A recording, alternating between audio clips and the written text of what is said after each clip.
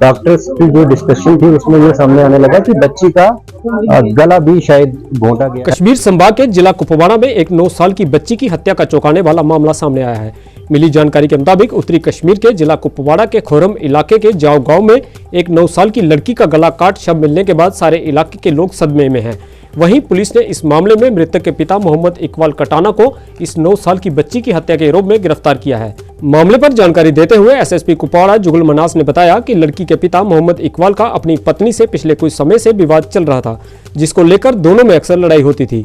उन्होंने बताया कि जांच में पता चला है कि घटना के दिन भी दोनों में लड़ाई के बाद मोहम्मद इकबाल कटाना ने हताशा में आकर अपनी बच्ची का गला दबाकर हत्या कर दी और बाद में उसने बच्ची का गला काट दिया ताकि वह इसको किसी और द्वारा किया गया कत्ल साबित कर सके, और उसने खुद पुलिस स्टेशन में जाकर इसकी रिपोर्ट भी की।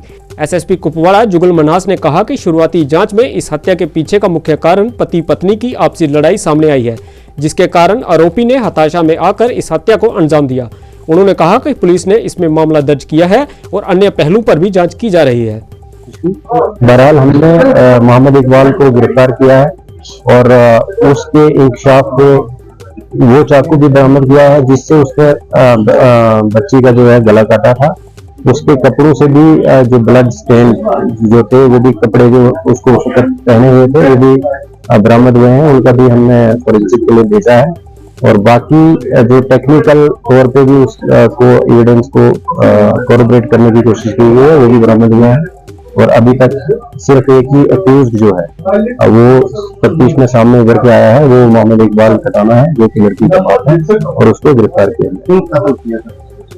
देखिए ये मोहम्मद इकबाल कटाना और उसकी वाइफ के जो है ताल्लुकात ठीक नहीं थे और वो लगभग 1 साल से किसी पर्सनल अपने इश्यूज पे लड़ाई करते रहते थे। इस शाम भी जब वो काफी लड़ाई उनकी आपस में हुई और बीवी ने अपने खामद को इकबाल को काफी हीटेड आर्गुमेंट होके थप्पड़ भी मारा और वो एक फ्रस्ट्रेशन की हालत में घर से निकला। बच्ची भी उसको फॉलो कर रही थी और वो अपने आप को बेसिकली मारने की गर्ज से निकला था और चाकू उसी वक्त अपने घर से साथ रखा था।